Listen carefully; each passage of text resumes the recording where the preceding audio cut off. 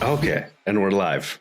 Cool. All right. Welcome back to World's Strongest Opinions, episode 53 with Erin Murray, coming off a fresh win at OSG. Total domination this year. America's strongest woman, the Arnold.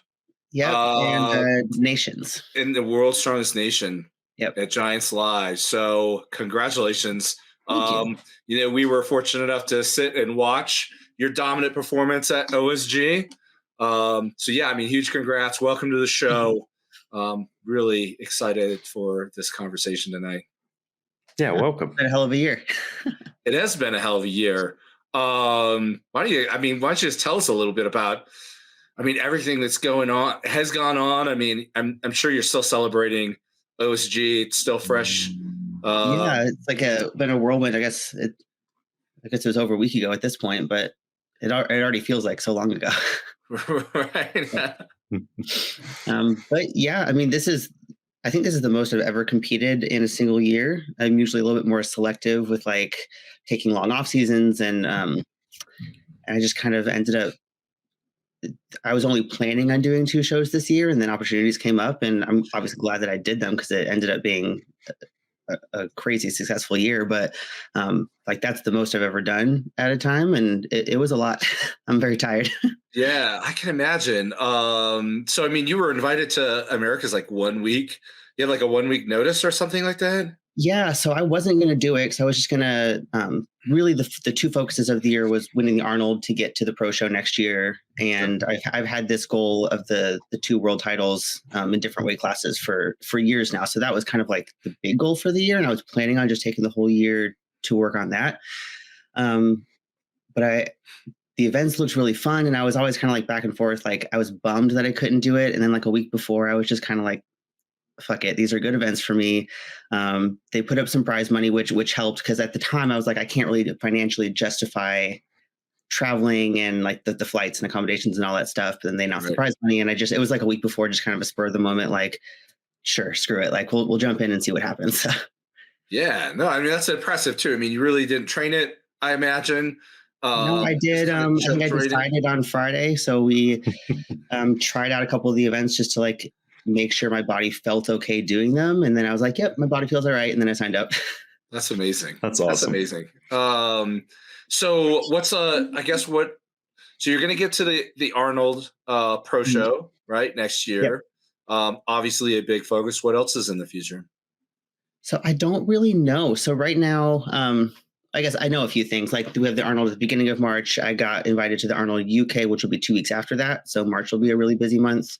Yeah. Another potential show in the summer that hasn't been announced yet. So I don't know if I can say. But that's kind of all. I don't really know. Those are all really cool opportunities that I'm excited to be a part of. They're open shows, so they're not really ones that I'm expecting to go win. I'm not going to win against people like Victoria Long and Rebecca Roberts and Nez. They're more experience and getting my name out there and kind of just exposure and stuff like that. So I don't really know what other shows I'm going to do within my class. I would really love to be back at Nations next year. That was honestly the most fun I've had at a show in a really long time. Would love to be back there, and then not really sure what the plan is as far as I'm sure I'll do Worlds again, but I don't really know what weight class yet. Yeah, you already have 2 world titles. Mm-hmm. Maybe make it 3, right? Yeah, and so we kind of entertained the idea of, prior to a lot of these other opportunities coming up, we had entertained the idea of maybe dropping to 64 and going for just a sweep all the weight classes. Yeah. But I'm kind of at a crossroads now where I'm getting these opportunities to go to bigger shows like the Arnold and Giants and things like that. And they're all open shows. So I can't really afford to lose 40 pounds. Sure. So I'm kind of I have to pick a path. And so that might be on hold. It's something that I think I might want to do at some point in my career. I just, my Thanos glove of world's strongest trophies, but that probably is off the table. And we're just trying to figure out what that looks like. Because I I don't think I'll ever really bulk up to like a true open size. I'm never going to be as statically strong as the true open girls. So my advantage is being able to move well, and I can't do that if I get much bigger. Right. So we're still figuring out what that looks like. Yeah. Well, I mean, comparatively, I mean, in the men's open classes, there's a lot of guys that have done super well, not being, a true open weight. I mean, at least not average. I mean, oh, why am I drawing a blank on his name? I hate when I do this. When I'm on the spot on the show, I can't think of like the most obvious names. Alexi's one of the smaller guys. Yeah, exactly. No cough. Sure. Thank you. Definitely. I mean, he was around 300 pounds or so when he won.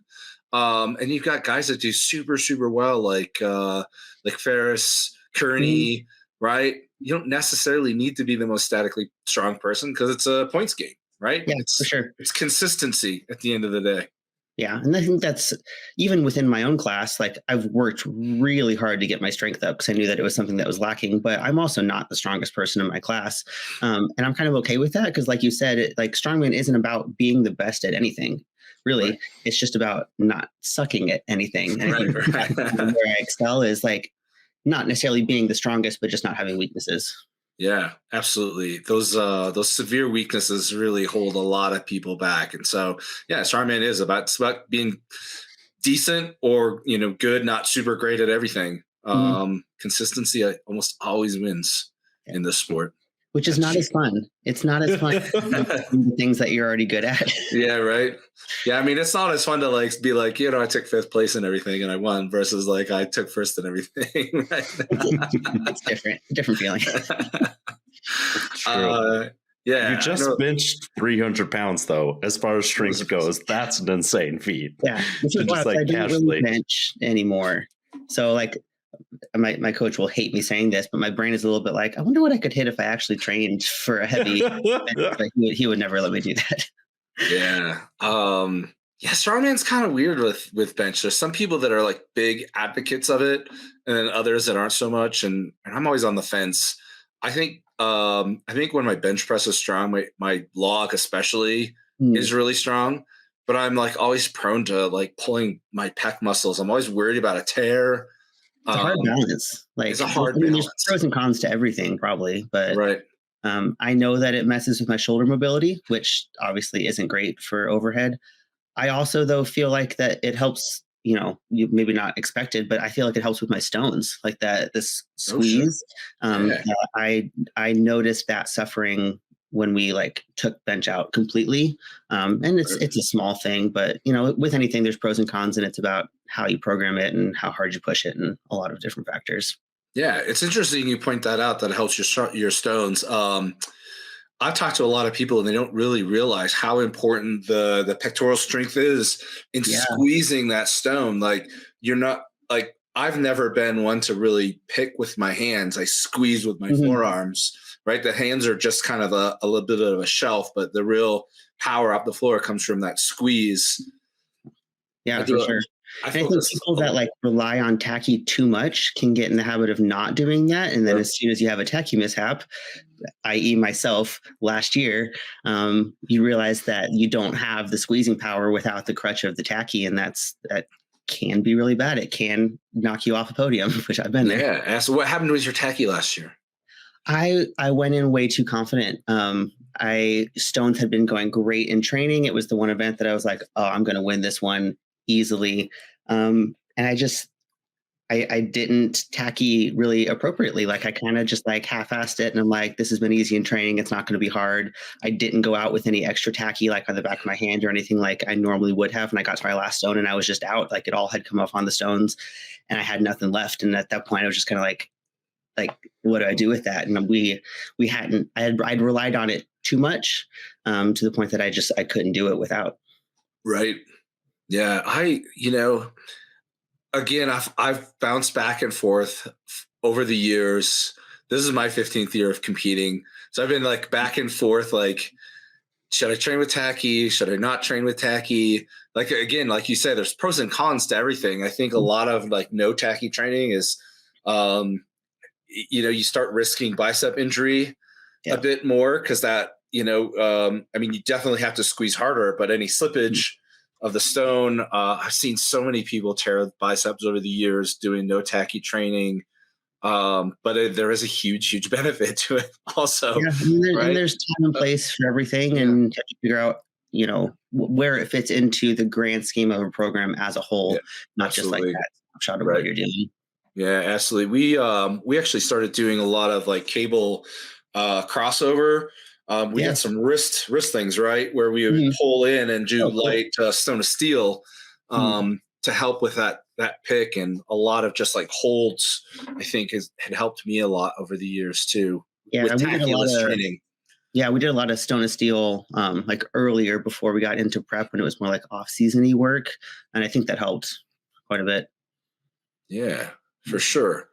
Can I ask who your coach is? Alec. So same as Lucas. I know you had Lucas on your show. Okay. So All We right. have same Nez coach, next same week. we So train together. I got my dungeon shirt on. There you go. Awesome.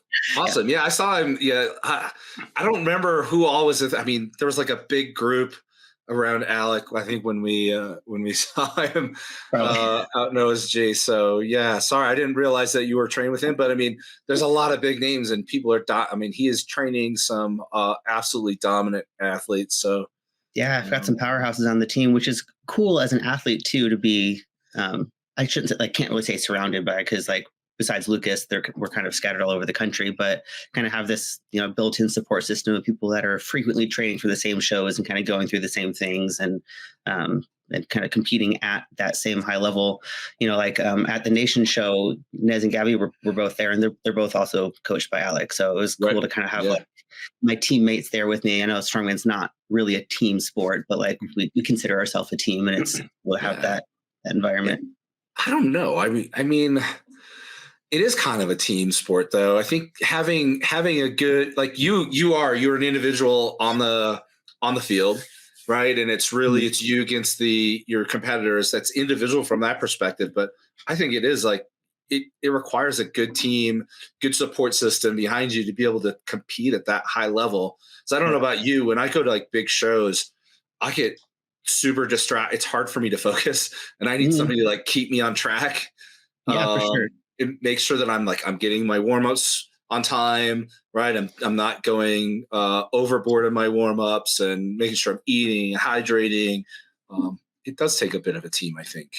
Yeah, for sure. It's like, the team in terms of my coaches and, my massage therapists and all the people that are on my team in that sense. And then there's the team of athletes that I train with, Lucas and Gabby and Nez, and where we're not working together, but we're competing together. I don't know. It's a different, that sort of support, I think, is really valuable.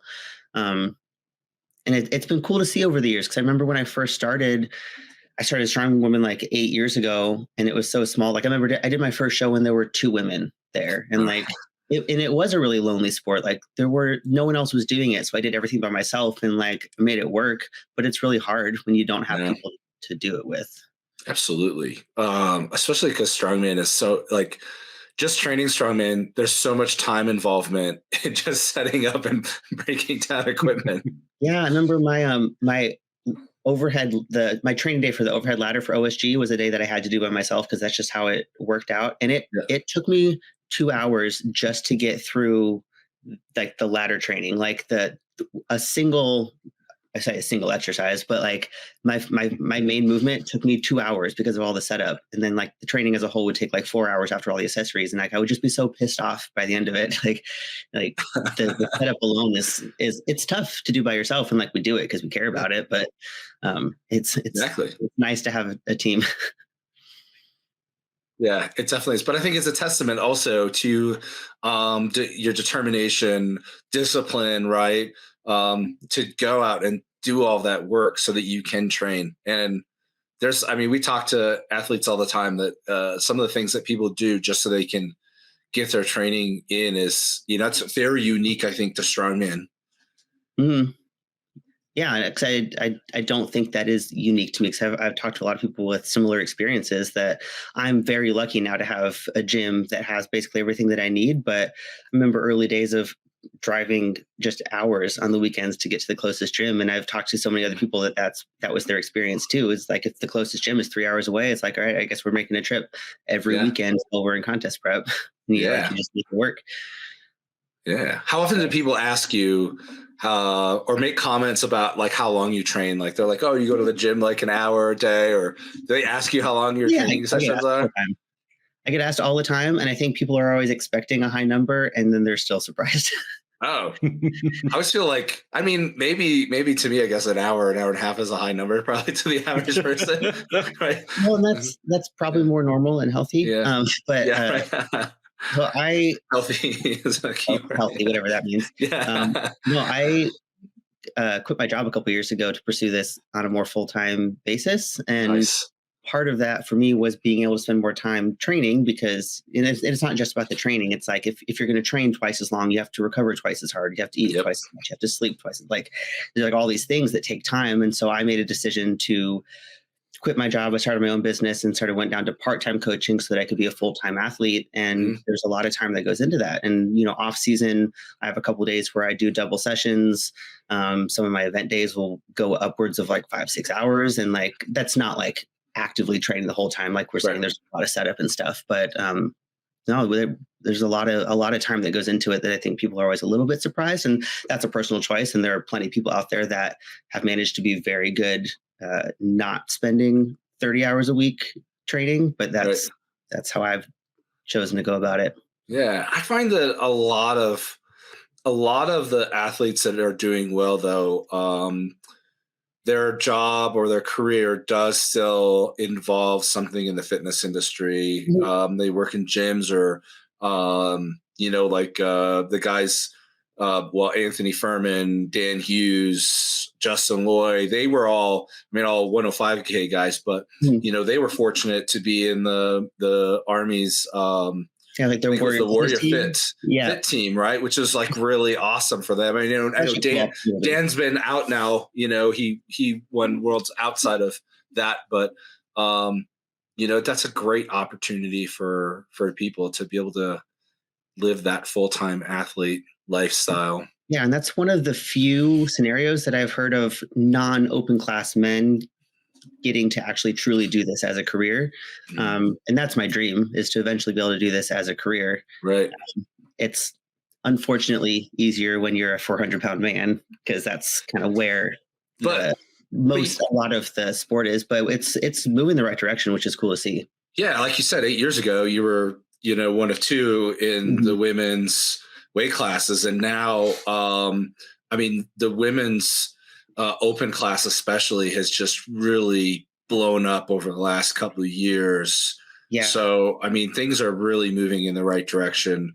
And I think it's just going to continue to grow from here. So, there's still probably some obstacles to overcome, but, hopefully soon that it won't just be the 400-pound men that are making the living, right? Yeah. Yep. Yeah, I think we're already starting to see that a little bit with the strong women at the Arnold. Like that was a huge step this year. Giants Live putting on their first all women show. That was a huge step. And like, I would selfishly love for it to be faster in a way that that could like, it could happen for me like next year. I know that's probably not cards, but I think in the next 3 to 5 years, we're going to see that be a lot more possible. Yeah, absolutely. Do you know what the payout difference is? Just curious. I'm not sure, actually. I haven't heard like specific numbers. I know that America's is, I think, the highest equal paying for men and women. Like that was a big deal. I know it was 25,000 for first. Sure. Unfortunately, that was still the open class. The weight classes are still a little bit behind, but one thing at a time. Yeah, weight classes. I've been in 105s for a long time, and we are, it's the same deal. We had Clash for a couple of years that paid, 10,000, and now everything's back to, 2,500. Well, I think America still pays, well, but I think they might pay 10,000. Don't quote me on that. I think that it's still up there, but weight class strongman, I think has a long road to climb to be able to be at the same pay level, the same exposure. Maybe I don't know what it is. At the same, I think with it's the kind of opens. a lot of it, and that's kind of what it's influencing a lot of decisions right now, because if I'm being honest, I feel best in the 73 class, like in terms of like how my body feels and how I move, and I feel really athletic. And I would love to just hang out in that class. But like you're saying, unfortunately, most of the opportunities are still like, even as strongman is getting bigger, it's at this point at least still the open classes. And I think like you're saying, weight classes are going to take a little bit longer to catch up. So it's just making that decision is like, all right, well, I guess you got to prove that I can hang in those classes too. Well, it is still strongman, and I've made this argument before, and I think public perception is that strongman is big people, right? Yeah. And I think that is the attraction to strongman is people want to see, the strongman fans want to see the biggest, strongest people, right? Vice CrossFit, right? It's the small. I mean, it's not the smallest necessarily, but they are much lighter athletes. Right. They're the fittest. And so it's kind of like this public perception. CrossFit is for, the lighter athletes that are quicker and more fit, and strongman is for the big, strong athletes. And I think that's the real obstacle that strongman needs to overcome for weight classed athletes to get that exposure and excitement from the fans. Sure. And I think that it can go kind of two ways with that. Cause I think there is something to it being a spectacle. And that's kind of what strongman is rooted in, is like being these like grand feats of strength, which, bigger the person, the bigger the feat of strength. But I also think that there's something to be said for people being able to watch someone that they can relate to. Like, like I can't watch a 400-pound man and at all relate to what he's doing. Like it could be an 800-pound deadlift or a 1,200-pound deadlift. Like that's just a lot of weight. Like there's no way for me to conceptualize that versus watching someone that's like me. Right. Because then I can like look at the number, relate it to myself, and there's some context and like frame of reference to like what they're doing, and I think that could be pushed in a way that people would be really interested in, and it's a different type. It would be a different type of show, but I think I think people could get a lot out of watching people that they can relate to. Yeah, no, I go ahead, John. Yeah, I was like, because you can see it. The perfect example of that is like the 2 years I've gone to the Rogue Invitational. The response to the crowd, like watching Del Spiegel do her log versus like the open men doing theirs, like was night and day. So it is very much this like relatability. And I think it's interesting when I think it's kind of a trickle down effect with the weight classes, like the 105s for the men and the 82s for the women are getting a lot more attention, it seems, and stuff, because there is that. That's like kind of like an average normal body size that like, people, there's not a whole lot of like 6'6", 400-pound dudes out there. And there's not a whole lot of like, 5 foot, 100-pound women lifting, but like that kind of like in the middle, like you said, like the 82 women and like 90 to 105 men is kind of more representative of like the normal population size of human. Right. That I at least personally think is almost sometimes more fun to watch, because I can actually watch someone and be like, could I do that? Right. And oftentimes the format, thanks to Clash, has been a lot more watchable, because some of those shows that do get this like taxing thing of like day one of OSG of not even finishing the first event till like 5 o'clock. Like that's a lot for people to try to tune into and pay attention. So I think that relatability, but also watchability are kind of like two interesting factors. Like I've been talking to a lot of people about that recently, because especially after being over in the UK and doing the Giant show, I've had a lot of people asking me about like, what's the difference? Like, why is strongman, more popular over there, or like, a bigger deal? Like they fill arenas, and I asked like, why can't we do that in the States? And it's because like, as cool as it is, normal people don't want to go sit and watch 3 12-hour days of any sport, no matter how much. It's just not accessible that way. And the way that Giants does it with like smaller chunks of like 3 to 4 hours, like, people will go to a 3 to 4 hour football game. Like that's a little bit more palatable. And you just kind of have to change the structure of how it's presented. Right.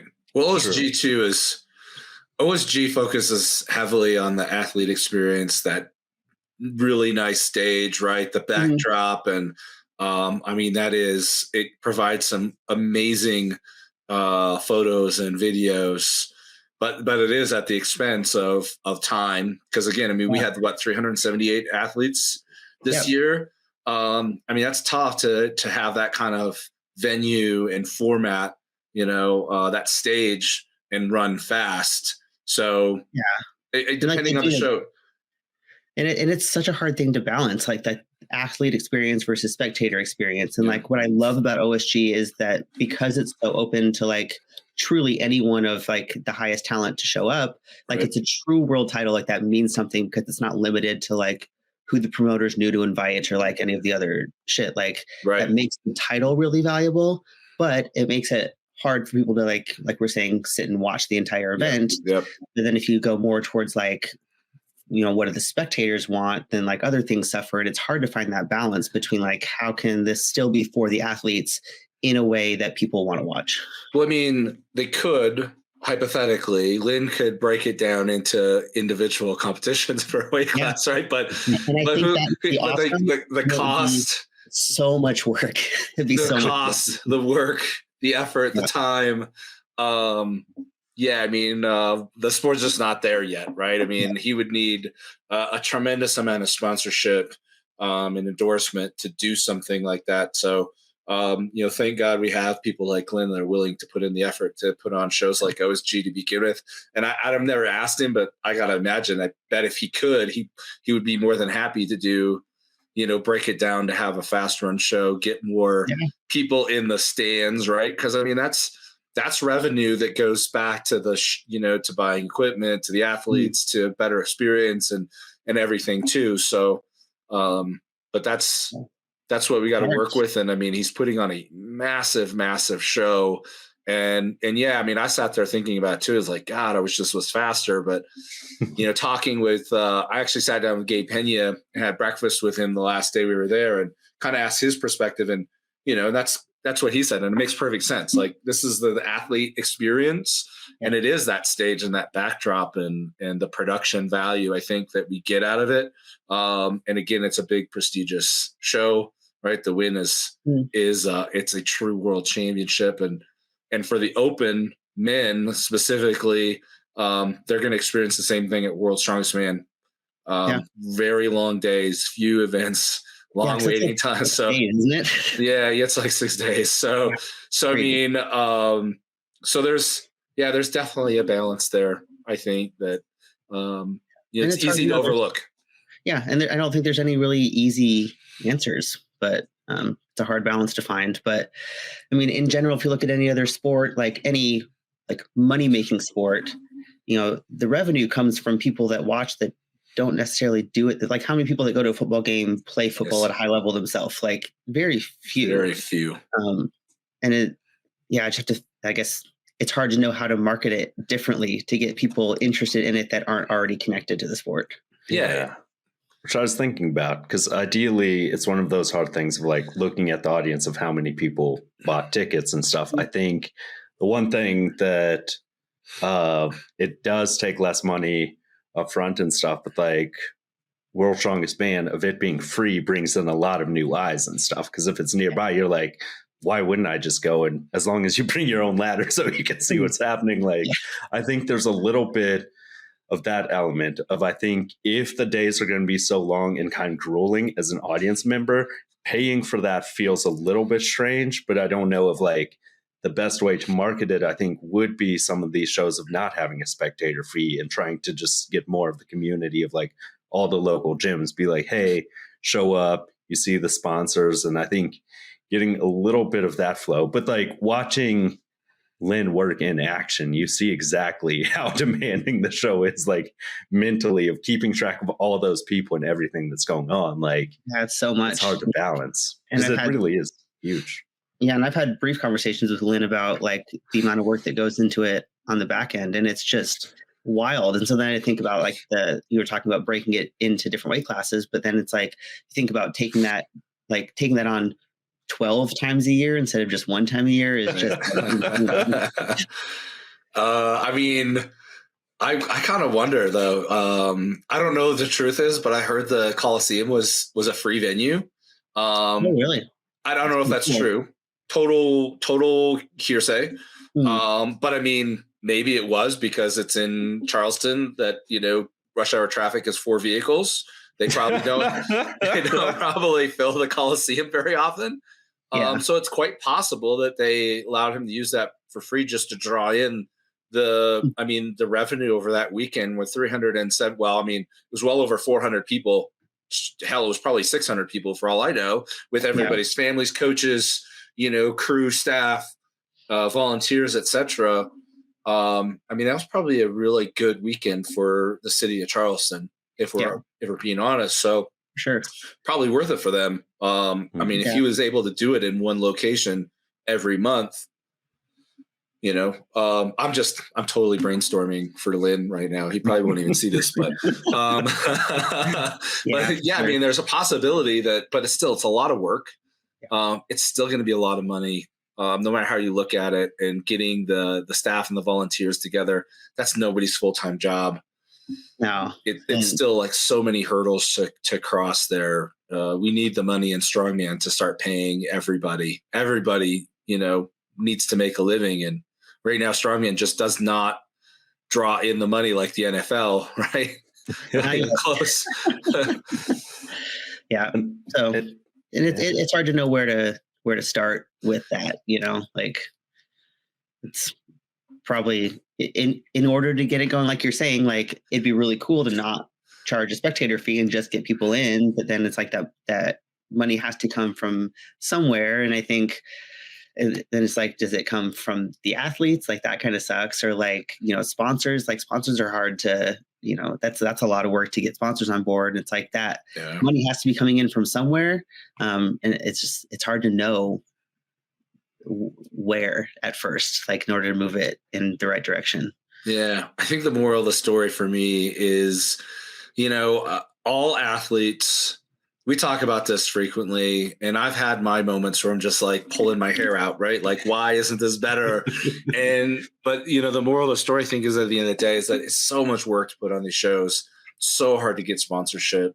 I don't want to say we're lucky to have anything, because that's maybe not the right thing, but we as athletes definitely need to really stop and think what it takes to put on shows like that, the reasons why it is the way it is, and show some gratitude to promoters like Lynn that put in a lot of work in order to pull that show off. Yeah, because I think a lot of people, some people don't see what goes on behind the scenes. And I think unless you've been part of putting on a big show, it's really hard to understand. But I helped a lot with the first year that we put on the Rainier Classic. And I remember, I think we put on the show in August, and we started meeting on the weekends in January. And we spent the whole year planning for that. And it's like, I played a very small role in that. And even that, like, it was a lot of work, and actually seeing behind the scenes, like, it's not just about like that day, the work that goes in, but the work that goes in like 6 to 10 months leading up into it, and like finding sponsors and like volunteers and securing equipment and a venue. And like, I don't think people really understand what goes into it unless you've done it yourself. Right. And it's easy to critique when you're not the one doing the work. Right. Agreed. So yeah, everybody's listening, like, stop and think about, before we start, complaining, because a lot of people do. They have complaints about things, and it's try to understand what's actually going into these shows. It's so much. Especially, everyone wants the sport to progress and get better. Like, we all have the same goal. We might have different ideas of like how to get there, but like, we're all working the same direction. We all want the same things. We all want the same thing. That's exactly right.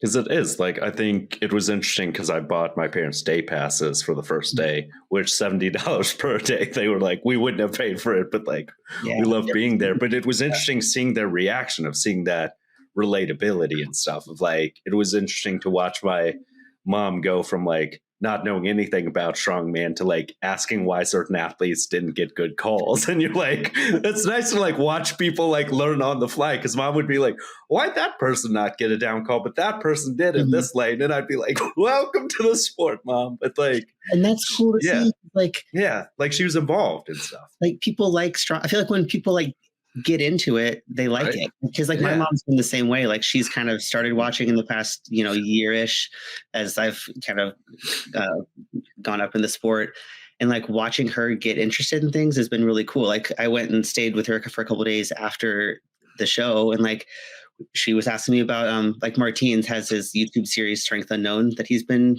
doing the past year. Like my mom wanted to watch it with me. She was like, oh, like we watched Martine's series. We sat down and watched some episodes, and like she got really into that. And like we sat and watched the live stream of Worlds after the fact. Like even though she already watched it, like seeing her like be interested as someone who's not athletic herself, like she's not into the strength world, but like strongman is objectively cool. And I think if people have the opportunity to see what we do, there's very few people that I've met that weren't interested in like weren't continued to be interested. It's funny to point that out. Like everybody I talk to has kind of like an inkling of an idea of what strongman is. And their reaction is always like, that's so cool. Like they love strongman, but they don't get exposed to it enough. Yeah. People just you can't know what you don't know. Like even walking around Charleston and talking to people there were a lot of people that was like, oh, I didn't know that this was going on this weekend, but they're all like, apparently Phil Pfister is from Charleston, West Virginia. And I was told that so many times by locals. They're very proud of that. Yeah. Like, I feel like people that know all think it's cool, but it's like people just don't know how to access it. Right. And that was kind of unfortunate when like we got to our hotel and the lady that was checking us in even said like they had no idea we were coming. Yeah, that's a bummer. And I'm like, we've like most of us have had our rooms reserved for like months. And I mean, that's like, that's on their sales director, I think, or, their sales team. But the fact that so many people just didn't even know that all these people were showing up was kind of crazy. Yeah. I think people just need to know it's there and have the opportunity to be interested. Like I genuinely, especially when it comes back, back around to this whole like strongman versus strong woman thing. I think there's this argument that there's not as much interest, and I don't think that's true. I think people you can't be interested in something that you don't know how to access. Exactly. Well, OSG was my girlfriend's first experience with strongman. Oh, what'd she think? She was so into the women. She absolutely loved it.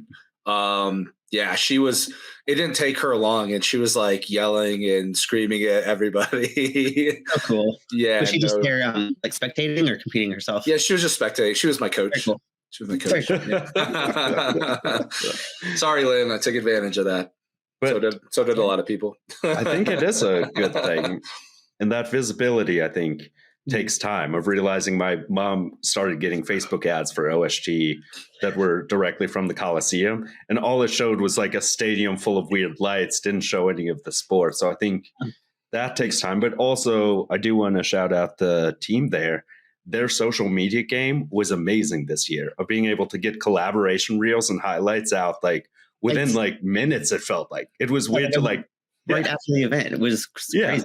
Be like, oh, that's Aaron's stone run, like on here. And it's like getting a ton of views. And I think we always joke about the sport being like in its infancy, but for many people, this is a new thing of like realizing it was a really monumental thing when Dan Benson had his world record deadlift, literally got millions of views, which is crazy for like a weight class strongman achievement and stuff. Yeah. So I think oftentimes like we tend to kind of feel like we've done everything we can, but even with this podcast of like being there, it was weird how many people are just learning about the podcast, when sometimes it's a bit of a feeling of like, oh, it's a small world of like a small strongman bubble. You realize that there's a lot of people out there who even within the community are still learning about these things. And I think as it grows, it's going to continue to flourish and stuff, because that social media thing of like those reels were amazing, especially to like have them within like minutes of the event. You're like, how's this out there already? There's like a highlight thing. So I think it'll be interesting to see where next year takes off and stuff, because it does like, it's hard when you realize that the venues themselves aren't necessarily advertising correctly, and then the hotels aren't even.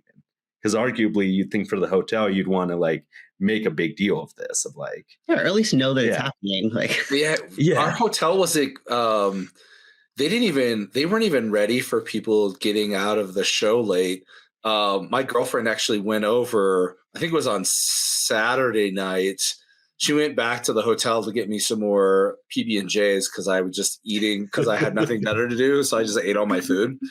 And she happened to stop into the restaurant and like there was nobody in there. And she's like, you guys need to like get some people in here because when this gets out, everybody's going to come here to eat because all the other restaurants are closed.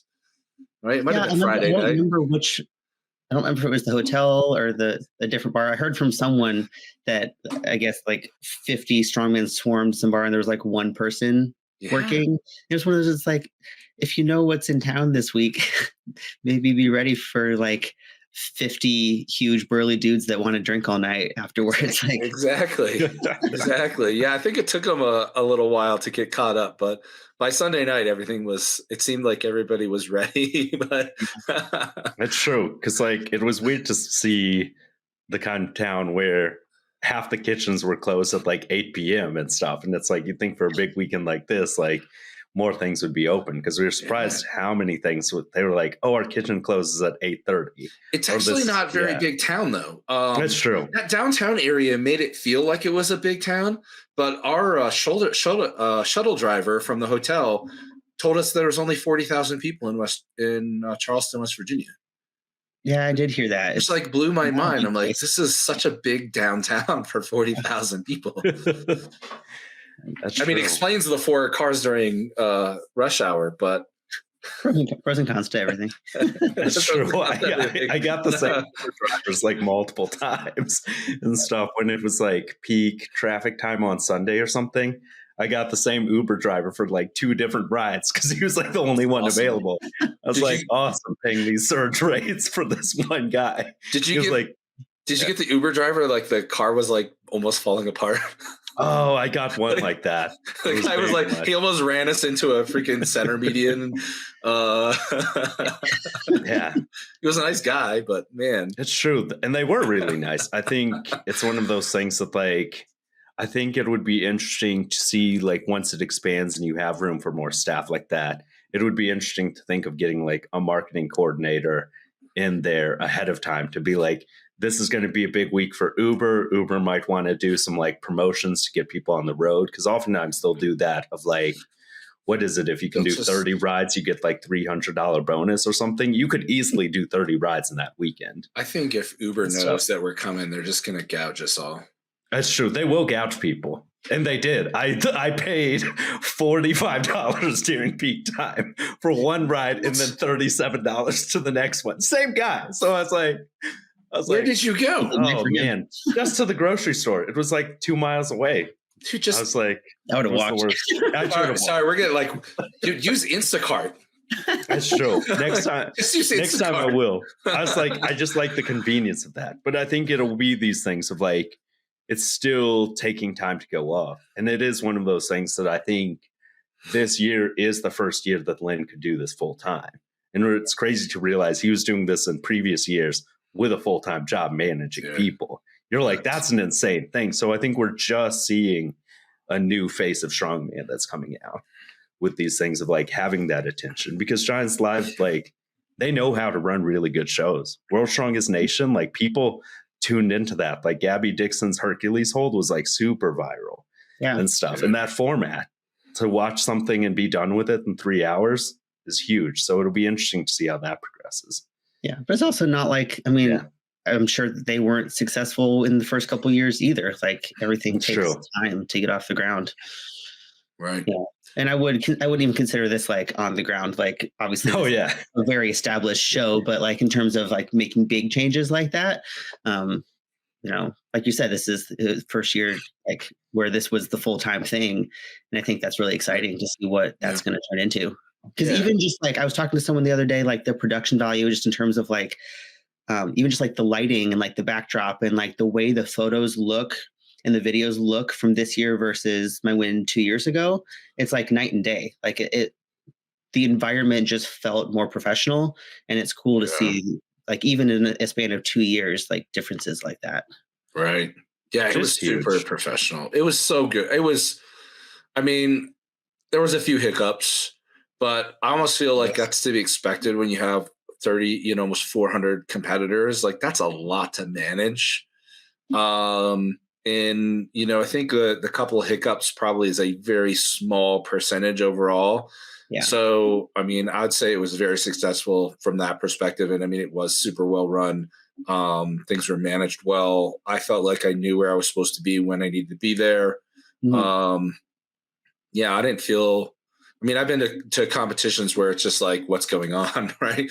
Like nationals, I won't say the organization, but there's been a couple of them that were just like, what's going on? Like we're in limbo here. Nobody's talking to us.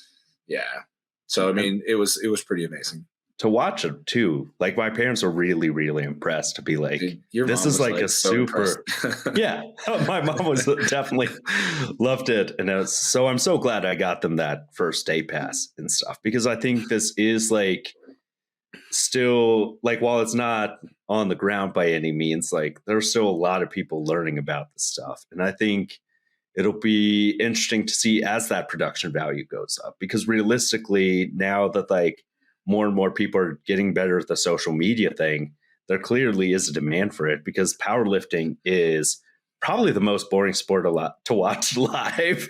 And you have people like John Hack and so many athletes with hundreds of thousands of followers, but that's because they've had years of like really good social media presence. And I think we literally, even just like 2 years ago, the media presence wasn't the same there. If you have people of like still recording things like vertically with the black bars, like, or just sending out like clips from the live stream. And I think this year, like having that professional level of, you think like Derek Owens, his surprise appearance on the third day, like the social media engagement he got from like doing that amazing sandbag run wearing cargo shorts and boots, like that was huge. And I think we're just starting to see that level happen of like, because good social media presence is everything, and so many people of like can kind of underutilize that, where like it's amazing to me to realize that like, you have like top tier athletes who have won worlds with less than 3,000 followers on Instagram.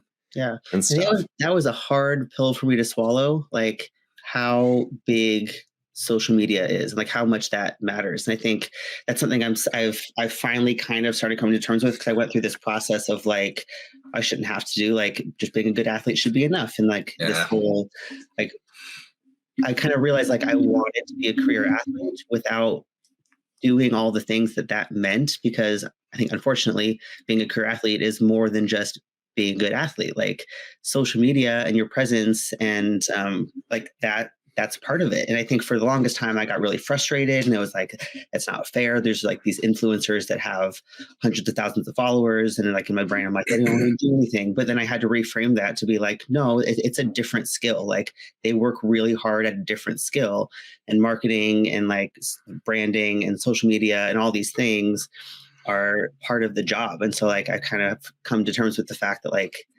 that needs to be equally prioritized, and if I wanted to go to like whatever job and just do this on the side, it wouldn't matter as much. But like it is kind of a job requirement to like that's like you said, there's like world champions with like 2,000 followers that no one knows who they are, not because they're not a phenomenal athlete, but because people just don't know about them. And like that's equally part of it. Yeah. Right. Who was it on our show? And I guess I'm just quoting them because I haven't heard it straight from Dana White's mouth, because I don't pay close enough attention to UFC. But there was a comment on our show once that I guess Dana White had said at one point that, I will give you the platform, but it's up to you to sell yourself and really like promote yourself. Like this is a great platform. And I think Strongman is that platform too, that it's an opportunity for exposure, but it's really up to you to utilize your, I guess, your own personality and character and abilities to promote yourself. And I think for the most part, Strongman across the board, I mean, everybody like Big Z and Brian Shaw, Thor, Eddie Hall, they're not making their millions of dollars from strongman, right? They're making it from their platform, YouTube and social media, right? And they're building brands off of that. I mean, of course, strongman gave them their start, but they really have leveraged that to make their money elsewhere. Yeah, and I think that there's something to be said for like being able to back that, because I feel like there's a lot of people on social media that are really good at the branding and marketing that don't always back it up with Right. accomplishments. And like if you can like bring both together, like so like those guys that you mentioned, like they're obviously also highly accomplished athletes that then use that Yes. to like snowball it into something Sure. bigger. And you look at someone like Evan Singleton, like love him or hate him. I know people have very polarizing opinions about the guy, but like he's doing something right. Like if you want people to watch the sport, it needs to be fun to watch. And like Absolutely. the presence and the energy that he brings, I think is a big part of that. And like you can argue that like, oh, it should be about the athletics, but like if we want people to want to watch it, it's got to be fun too. And I think, Yep. you know, having someone like that embraces that, becomes this personality, I think is something to learn from. And Yeah. it is hard. Like it's a tough pill for like so many people to follow, is that idea of like, let it speak for itself. Like it's crazy to realize for me watching our channel of I do a terrible job at telling people to subscribe, and like we don't do many overlays, but I started adding in this little like subscribe thing, and it actually literally added like 50 more followers, and like just little like, and it's interesting when you think of like, oftentimes it's hard because people will be like, my accomplishments should speak for itself. But for me, I think one of the most notable things is like a few years back, I saw a video of someone deadlifting 900 pounds. They uploaded it to Instagram, not as a reels, as a long form post. So it's 3 minutes of setup where you watch him do the whole process. And it was the last 30 seconds was a 900-pound pull by someone who's less than 250 pounds. You're like, crazy. No one watched to the end. Like I was one of 7 people who liked the video. Yeah. And so it's that like tough pill to swallow of Mark Rosenberg, Deadliest Lift. Like him and Atlas Power Shrugged have been interesting to talk to as people who have like turned their social media presence into like at least getting some sponsorships and this big following. It's interesting to realize how much math and science goes into it. Of like last time he was on the show, I had to send him 7 different versions of our collaboration reel because he was like, it's too long, that the algorithm, you can't be over a minute. Like it needs like your subtitles were too small. They need to be punchier. And it's like, It's weird when you realize he was like, ideally you want less than 30 seconds. You want you either need to use trending audio or use your own audio and just call it something different. But like, it does take all this time that you don't think about, because it is like, I should just be able to do this. And he was saying, he was like, some of my goofiest lifts, he didn't market them right and the video didn't go anywhere. And if you do this like process, but it is hard because so many people want to say, if they like it enough, they'll just show up and everything. And I think oftentimes people need prompting. It's not really how social media works though. Like it's a different skill that you have to develop. And I think just thinking it's going to happen naturally, like that'd be great if that's how it worked. But, you know, you have to think of it as part of the job. And it's something that I'm still not great at, but I've had to work really hard, not just like the social media, but like talking on camera. Like my whole life, horrible stage fright, performance anxiety, fear of public speaking, all this stuff. And I was like, I'm just never going to do that. Like, I'm just going to work really hard to be a great athlete, and that's going to speak for itself, and I'm going to make it. And that's not real. Like, that's not reality. And so it's been a process of like making myself do the things that I'm uncomfortable with that are equally part of the job, and actually like viewing them as being part of the job and not like, I don't know, not things that I hate. And it's tough though, but I would say you're nailing it, because your audio is amazing for not using a mic and a headphone. Like, I don't know how it's coming through so well, like, but it is those small things of like good lighting and stuff like that, because it is this idea, because we are so inundated with like TikTok just changed the game for everything of like auto scrolling. Everything's 15 seconds, or I guess people would I blame still can't figure Vine. out TikTok. But Oh yeah, no, that's a whole world. I try briefly to sometimes make an account and give up usually within a week or so because it is like so much to be involved with. And it's weird because people will clown on these influencers and stuff, but some of the ones that I follow who have like worked their way up, when you go through their day, they're like, well, I usually spend about 2 hours editing my YouTube video and then I have to chop it up into shorts. And like, they're like, oh, I do a video every day. And I was like, as someone who's bad at editing, I'm like, that's a lot of effort in it of itself, plus like being engaged and stuff. But it takes time, but it starts paying dividends. If I have some friends who have worked their way up just like small levels of monetization, that they're like, it's nice to have something you did for free start paying you $3,000 a month to do the same thing you were doing. But it takes time. Yeah. Yeah. And I got initially kind of stuck in that mindset of like they're just lucky, like, because you only see that 30-second video and it's like, wow, they're making like hundreds of thousands of dollars on 30-second videos without thinking. Like, it is a job, like it's a full-time job. And I've started watching videos and listening to people that kind of talk about the behind the scenes, and like they work 8 to 10 hour days. Like you don't see that because you see the little, snips of things. But I was watching a video with one lady that said that she spends 1 to 2 hours per minute of content when it comes like in editing. Wow. And that, like, I respect that a lot. And like, now I can actually reflect and realize like they're not just lucky for taking a fun 30-second video. Like, this is a real job that they work really hard for. Right. And it's something to be respected and learn from. And I think that's a good point, is this because it happens to like strongmen and athletes when people are like, must be nice to be athletic. It's like, no, that's a ton of work that goes into it. And I think oftentimes, like, now that you mention it, it's so easy to do that to social media people, to just be like, must be nice to understand this. It's like Adobe Premiere for editing is impossible to understand. And I'm someone who does computers, and it's weird to realize some of these people, you'll see them at my gym because they do like USAPL and stuff.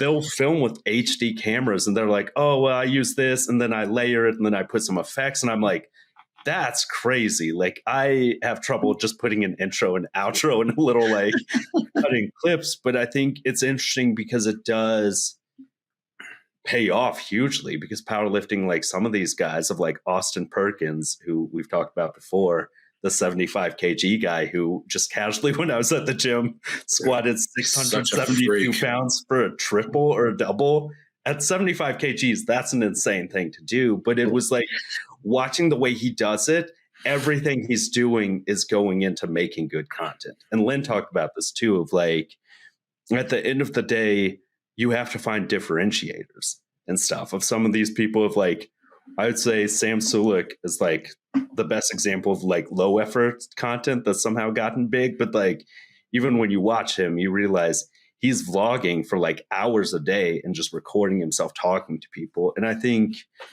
people oftentimes forget that that's just as big a part of the skill of like Pa O'Dwyer. Like, he's had some strongman accomplishments, but his social media is good enough that he's there all the time for everything. And I think it's hard because, of course, you want to say like, I'm number one in the world and stuff, but realizing like on the plane ride home, I was sitting next to Tyler Davis, and he was like, yeah, Nick Best was telling me I need to start like flying out to meet other lifters, and like I should go hang out with John Hack for a day and make a video about it and all this stuff. But like, because there are those resources out there, but it's hard because like that doesn't feel natural for most people of like, no, talking. Yeah. I think people get trapped in a mindset of like, oh, it's not natural for me, so it's like just not for me, instead of like, this isn't natural for me, so I'm going to work really hard to get better at it. And I think that there's a good lesson in that you kind of mentioned when it comes in, like in terms of athletics too, or really anything where we just see the final product of someone's work. And it's easy to look at that like snapshot and be like, oh, like, must be nice. Like, you're so lucky, or like, must be like naturally athletic, or all these things. And we very rarely see everything that goes into it. Cause I get that a lot when people ask me like, oh, you must've been athletic growing up, or like, I get here like genetically gifted or like all these things that almost like kind of discredit the fact that like I worked toward like this past, week's win. Like that's the thing I've been working towards for 12 years, like not necessarily knowing that that was the goal for 12 years, but like it's easy to just see the end product and not respect kind of what went into that. And that's the same with like social media. The things we see online are like I said, accomplishments. It's easy to people don't see what goes on behind the scenes. They don't. One of the most common questions I get just out in the wild is bro, how did you get so jacked? And I'm like, the first thing that always goes through my mind is like, do I really need to explain that to you? But people don't really understand.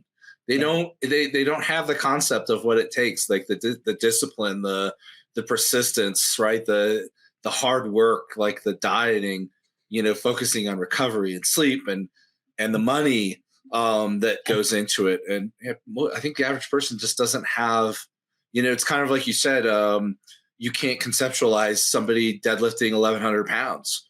I think the average person just cannot conceptualize the amount of work it takes to be athletic, fit, and strong, to go out and win a competition, like the biggest competition in the world. Yeah. And I think people ask those questions and they want like, not necessarily an easy answer, but like people are expecting like, oh, what can I do over the next 6 months? Or like,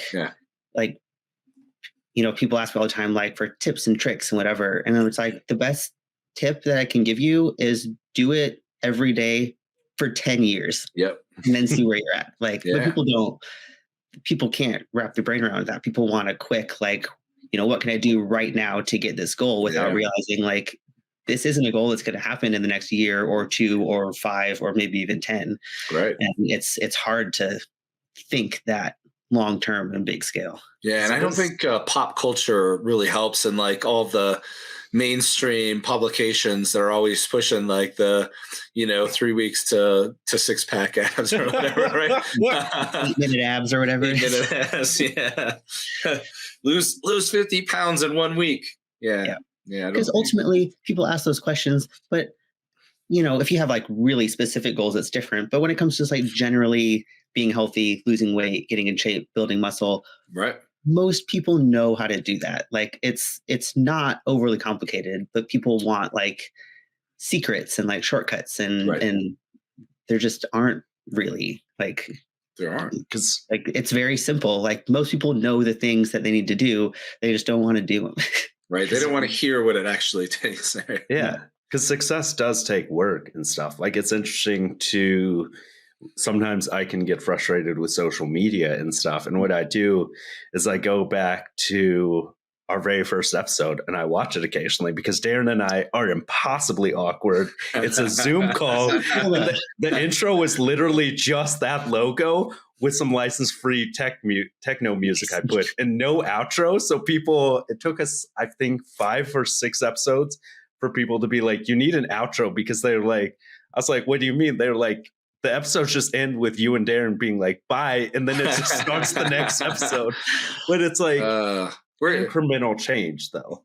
That like thing. Because we have like seeing Darren's presence change being on camera from that first episode. Because like we had to awkwardly explain what we're doing. And he's like, well, opinions are like assholes. Everyone has them. Like, hopefully this goes okay. And you're like, it's such a different thing. But it takes that time, and people do want the immediate success and stuff of realizing like these are little things of like getting a decent mic, getting headphones, getting like putting up the sound insulating things in the curtains made a huge difference. But it's like, I think people don't realize how much consistency takes, because sometimes Darren and I, there have been times when we haven't felt like doing an episode.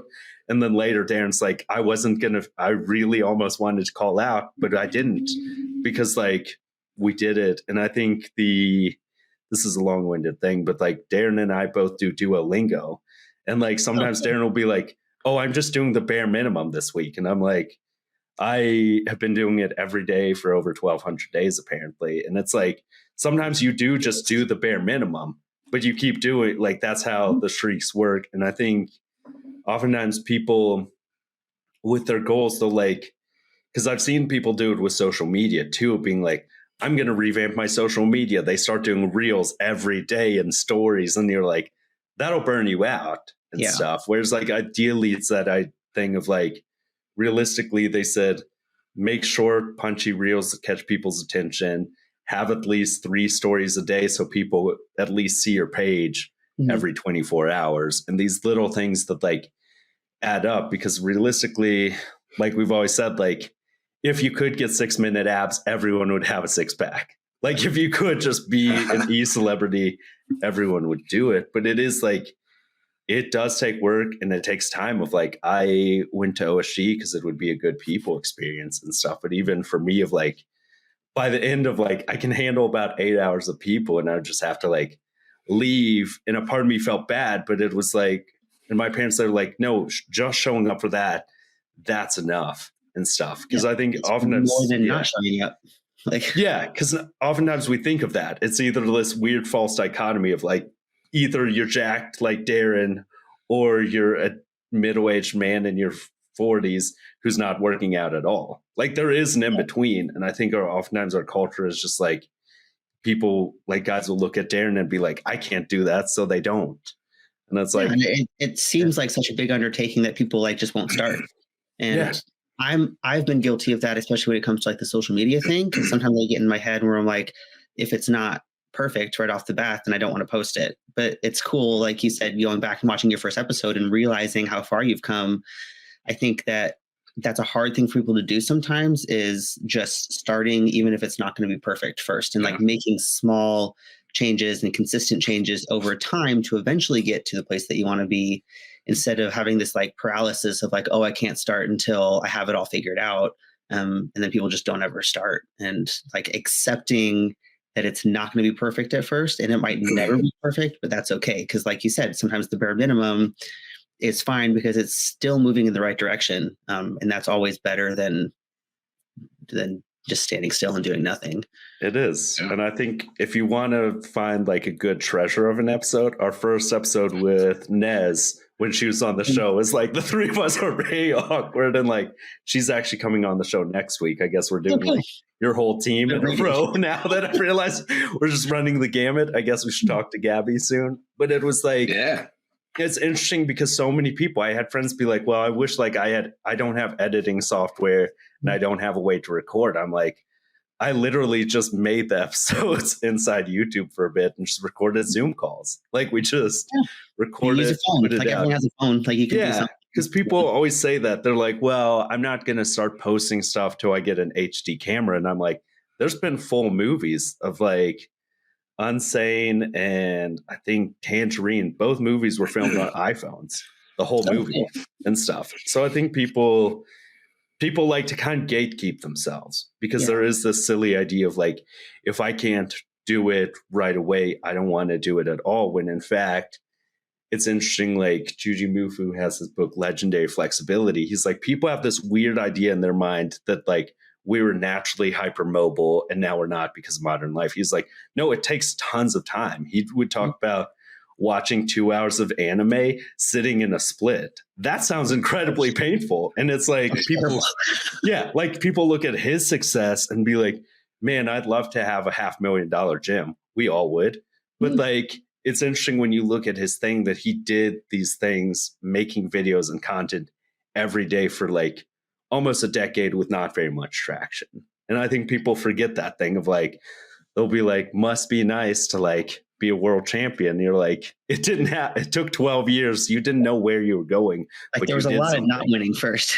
Oh yeah. Because that's the main thing, is like realistically failing is a sign that you're trying. And most people hate failure so much that they'd rather not try. You can't get better if you don't fail though. Like that's like the number one thing, anything in life. Like, as a hiring manager, I always say, if somebody tells me that they've never made a mistake, I'm just like, well, we'll just pass on you because you've never learned anything, right? You have to fail. Like and I say with strongman too, you have to lose before you can win.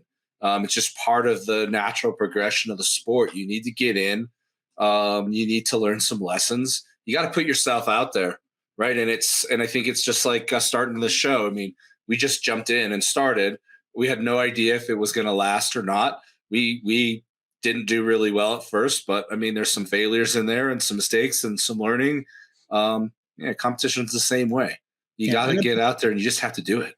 Yeah, like they're not even really failures. I think like people it's like, oh, if I can't, film the best video, that like just because the video doesn't take off doesn't mean that you didn't learn from doing it. Like it's still an important part of the process. Like, like you have to reframe it. It's like, I'm not doing this because I need like this thing to be the breakthrough, but because this is a stepping stone towards getting better and learning and eventually getting to a place where the product is what you want it to be.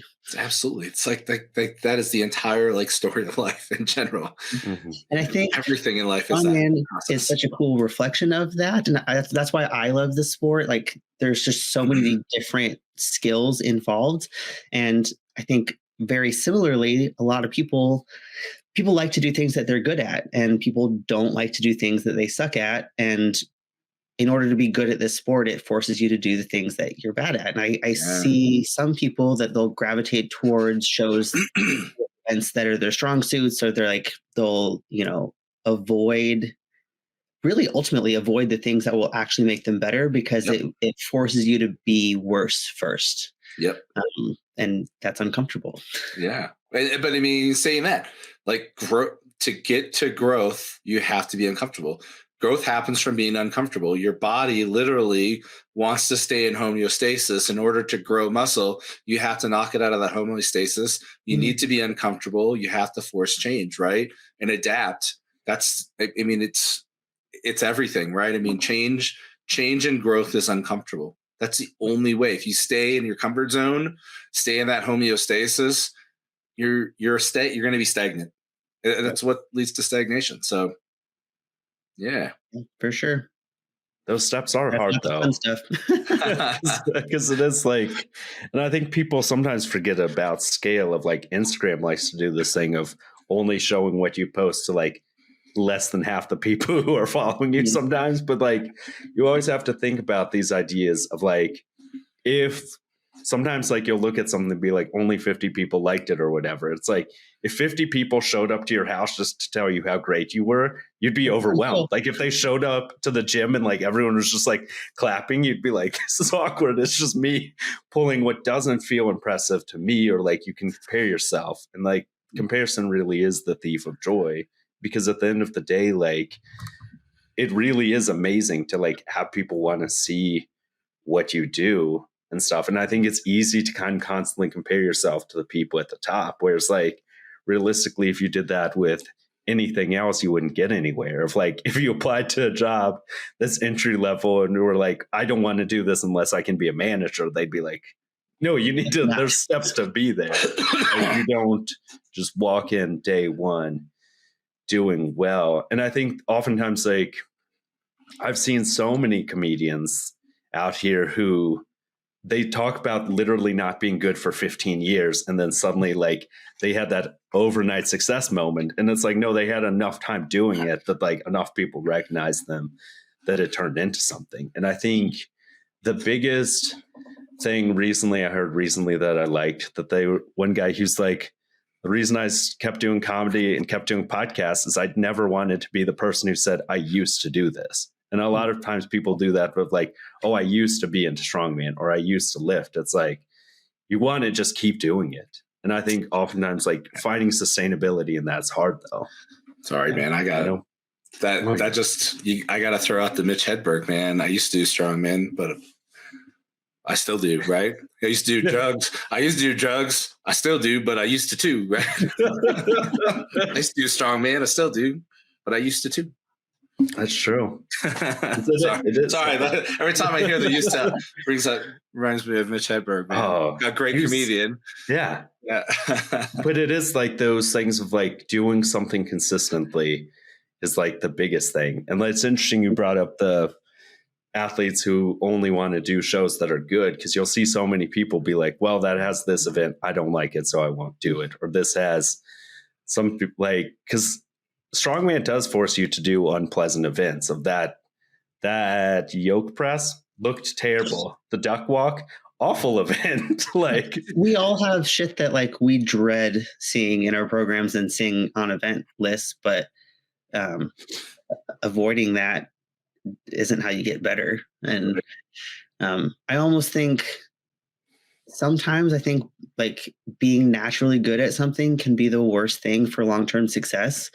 Because then I think people that are naturally good at things sometimes have a hard time not being good, and it's easy to fall off once it gets hard instead of just embracing the fact that it's supposed to be hard. Like I would say like my first reaction to they announced the Arnold events, and like 2 out of 5 events are really grip intensive, which has notoriously been my biggest weakness and the number one thing that I dread training. And my initial reaction was like, shit, that's a worst case scenario. But then I was like, or it's a best case scenario, because now you're going to train the shit out of it. Now we've spent this whole year getting better at it, and I'm like, I could take this as this really sucks, or this is a really cool opportunity to be forced to work on something that I probably wouldn't have wanted to otherwise. Right. Because those stories are always good of like, I don't know how many people I overheard at OSG be like, I really thought this was going to be my event and didn't do well. And then they did well at they're like, I hate doing the stones, and then did really well at them. Or like, I hate this event, so I trained it really hard, and surprise, surprise, you did much better at the event that you gave 110% effort on versus the one that you kind of coasted. If you're like, well, I know how to press, I'm not going to focus on this as much. Actually, I'm the opposite with yoke runs. I really suck at yoke, and I've actually become better by not training it very much. That's true. Because it beats the shit out of me. Anytime I get like over 750, man, it's just like I'm wrecked for like 3 weeks. So I found like the least if I actually really focus just on squatting more, and just like, because I'm like, I've been competing for 15 years. I'm not going to get better at running a yoke, I don't think, at this point. I know how to run a yoke. I stay fresher. I'm able to focus on other things and just show up to the competition and do, like, I'm still not going to be the best yoke runner, but I do a hell of a lot better when I don't train it than when I do. That's an exception. Yeah, true. It's also not like you aren't doing things that supplementally help. Exactly. Yeah, exactly. Yeah, there's still a method to the madness, but just as an example, just to play devil's advocate. That's true. Because I suck at yoke, and I do better when I don't train it. And I think I like that, but also like you mentioned, of the only thing that matters is comp day. Because so many people would like be like, oh, I hit this in training, like this should be easier. I did like all these things. And you think, how many people did I watch?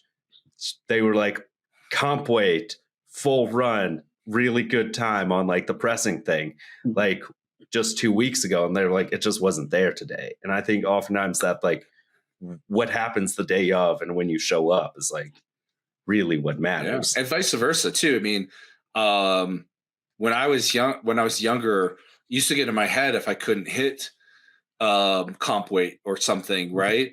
And I eventually realized, like, I mean, I was overtrained or under recovered, whatever it is. Farmers is another one that was notorious for me. I mean, I can't count the number of times that I failed, had like a 320 or 330 hand farmers, and I was just not getting it done in training, and then ended up, in a big class at nationals or something, and, took third or fourth on it, and, and it was heavier and a further carry. So you can't let with grip a lot, because it's like so recovery dependent that like when you're just beating yourself up every day, like you're not at your best in training. And like you said, it's like it comes down to what happens on the day. And that's something that I kind of had to like, it's hard because I think people get in this mindset of like I want to have done everything before comp day. So like, I know I can do it. Yeah. Like I'll see people running events like 12 weeks out, like comp events. I'm like, what are you doing? Like this is not the time. And it's like, I'll see people do it confidently in the gym, like for 12 weeks leading into the show, and then crash and burn and it doesn't go well. And they're like surprised. And like, because you're burned out and you're overtraining. There's like a lot of things that go into that, but it doesn't have to come together until that day. And like anxious about like, oh, I have to make sure I can do it. But like, it doesn't matter if you can do it 4 weeks out. Yeah, exactly. And I've always kind of said too, like the older I get, the it, for me at least, I don't think if you're an advanced or an elite athlete, you know the technique and the form and how to do the events. You shouldn't be spending all of your time working on the events. You should be working on being strong, working on weaknesses, becoming more athletic, faster, right?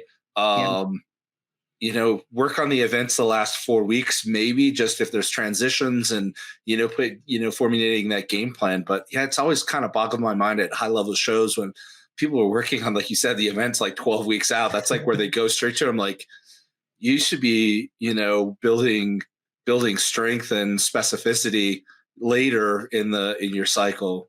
Yeah. Strength and conditioning, endurance, like, whatever early on, and specificity closer to the show. But because then you're wasting time that you could be spending on things that are probably more important at the time. And like, I look at this past prep and, I look back at my performance at OSG, and with the exception of the minor, mess up on the sandbag, like there's nothing that I would really look back and change. And I think back at my prep, like I had never touched the contest weights for the frame Denny medley before comp day. I had never run through the Go Ruck medley in its entirety. I'd never done the full Stone series in training. Yeah. I never did the deadlift ladder in training. And like, that's okay. And I think 4 years ago, that would have really freaked me out. And like, there's still a little bit of that, like, the unknown. I would have felt like I would have loved to do that before, but it doesn't matter. And like accepting that, like, it doesn't matter if I can do it in the gym.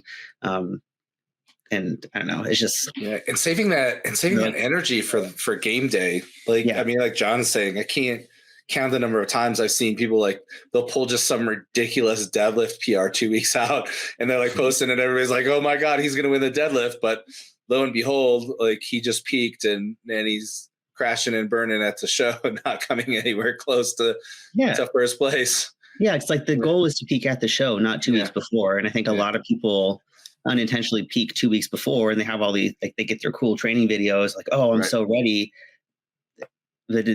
For what? Yeah, for what? Doesn't matter anymore. No. Yeah, it was cool. You got some likes, but the recovery is hard though with those things, I think. And it's interesting you mentioned the grip thing, because one of my friends is always superstitious. He would just do a body weight hang on the pull-up bars, and depending on how that felt grip wise, he was like, I can tell whether or not I'm recovering enough by if that feels like a challenge or not.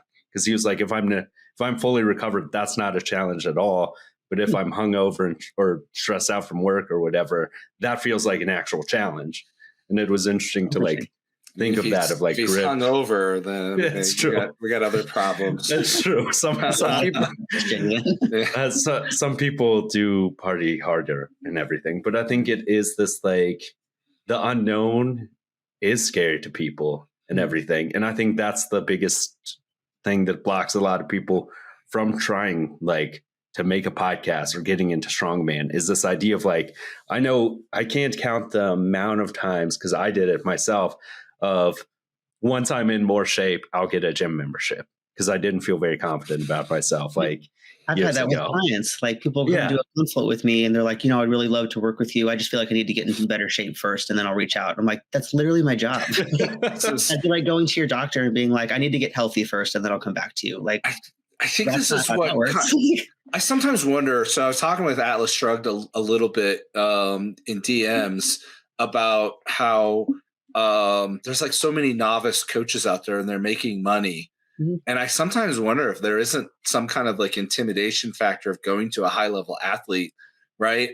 Where there's a comfort in going to somebody that they feel is probably, not going to, I'm not saying that anybody's going to judge at all, but in their minds, right, they're feeling like, if I'm not ready to work with you, you're going to like think I'm weak and, not whatever.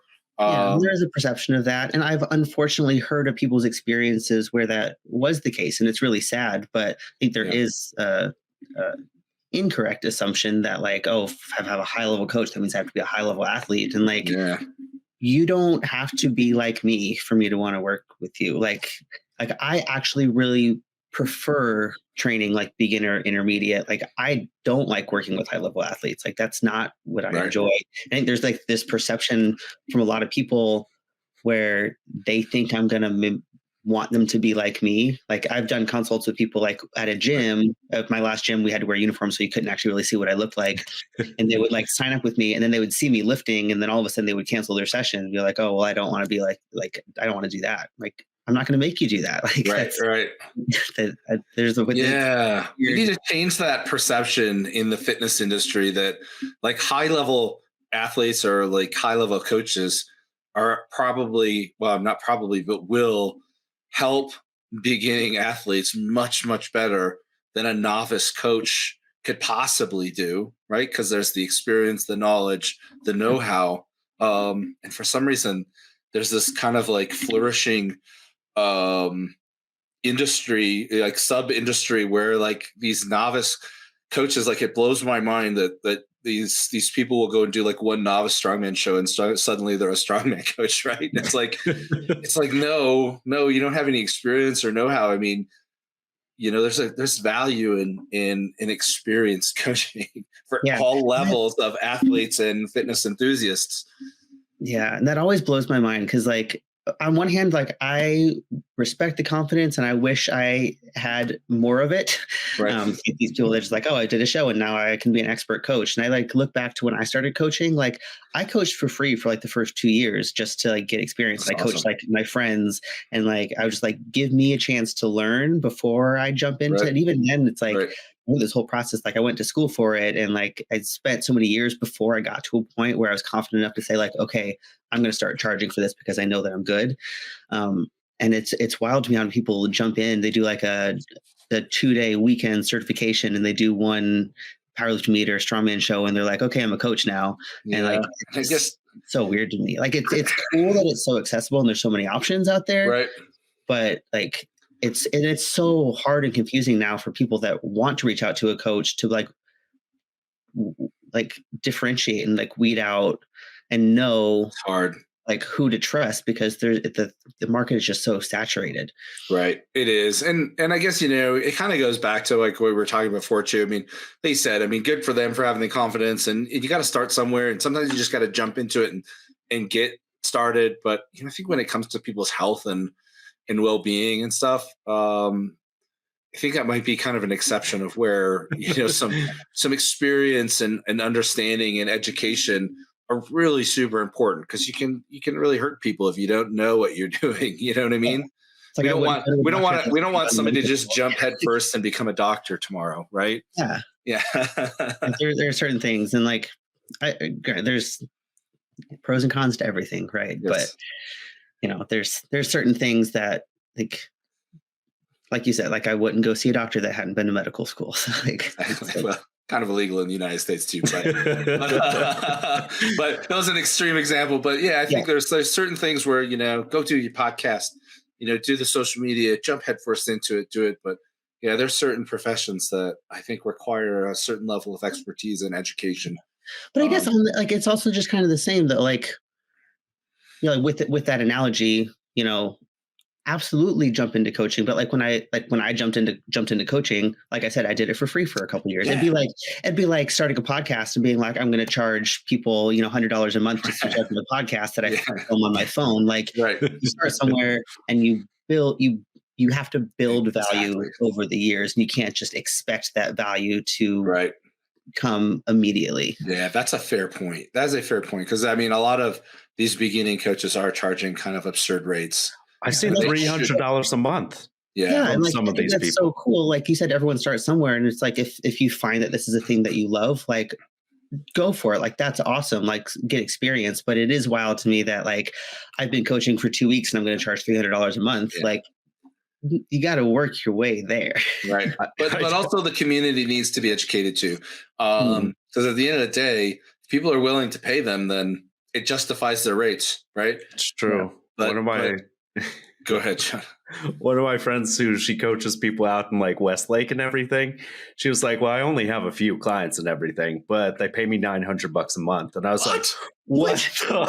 She was like, but I handle everything. I plan all their meals out for them, do all this. And I was like, I guess if they have the money, like if people are willing to pay that, but it was weird.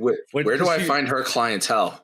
Oh yeah, just like wealthy areas of town apparently. But she was like, well, I can't handle more than like right now. She was like, I have 10 clients, but I don't want any more. And I was like, that's $9,000 a month to like. And she was like, they get my full attention. We do analysis. I work out with them sometimes, and all these things. And I was like, I guess that's like something. So I think that it's a tough thing because it is this like, it's an oversaturated market. And I think that's why, coming back to the social media thing, it's so important to have a good presence, because some of these people who don't have the skill level have an amazing social media presence because they just get how to do things. If you have people who haven't done much, but like they have tutorials on there that have the big captions, they do YouTube shorts, they do TikTok. Like I know a ton of people who are very new to this kind of thing that they're like, well, every day I do a reel, a TikTok, and a YouTube short, and they're all growing and doing this stuff. And you're like, you don't necessarily have the stuff to back it up, but you're also willing to do the social media part that most people won't, because a lot of people follow them. So yeah, kind of, again, like at the end of the day, the community I mean, we vote with our dollar, right? We vote with our likes and our viewership, our follows, and social media. And, you know, I don't know. It pisses me off too that there's people out there that have like these huge social media followings, and they're like, have a lot of influence, and they have nothing. Like they're preaching, in my opinion, shit, right? And there's a lot of them, but at the same time, they're doing a hell of a lot better than me, right? They're making money doing it. I'm not. And so I'm like, but I feel dirty doing stuff like that too. Like I think there's like a kind of like a moral, ethical line for me that I just like, I will never be rich because I'm not ruthless enough, right? I lack the ruthlessness. Yeah, and that makes it hard for, you know, the consumer, the, you know, person scrolling through social media to differentiate like who has value, who is just really good at the social media thing. Like, and it's tough when like we were talking about earlier, unfortunately that is part of the job. But if like your focus has been on becoming a great coach, like I think my coach, Alec, is a phenomenal coach, and he put so much time and effort into that, and doesn't really have much of a social media presence, because that's like basically asking someone to do 2 full-time jobs, like be a full-time coach and be a full-time content creator.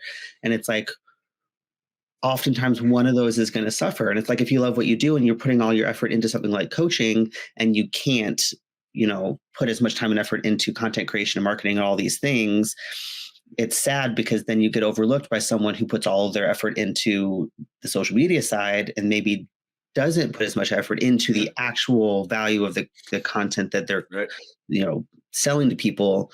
And it's like you say, it's like that hard balance to find, but like you have to do both. And what do you prioritize? Right. Yeah, exactly. I mean, it is a tough balance, and there's so much we can like cover on the social media time. I mean, we could talk about this hours, but we're over an hour and a half. Oh, shit. Yeah. We always say we like to keep this on like at an hour, and we never do. We never like, there's so much to talk about. We always have like great guests like you on, Erin, and we just get talking and it goes on and on. But we do need to wrap it up. Why don't you just tell our viewers where they can find you? Any other kind of ladder speech or anything you want to send off? Yeah, so I am on the topic of social media. I am on Instagram, and like all my other contact info is on there. I don't know if you can like tag me in it. It's e.murray_pro.strongwoman, and all my stuff is on there. So appreciate supporting that way, and all the information about. I'm trying desperately to start a YouTube channel and TikTok, and all that info is on there too. But we're one step at a time. Awesome. Well, it's great having you on, Erin. We'll be watching you close. Good luck at the Arnold and the UK Arnold coming up. And again, congratulations on your recent win at 2-time world championship, 2 different weight classes at OSG. Thank you. Appreciate it. Thank you so much. Yep.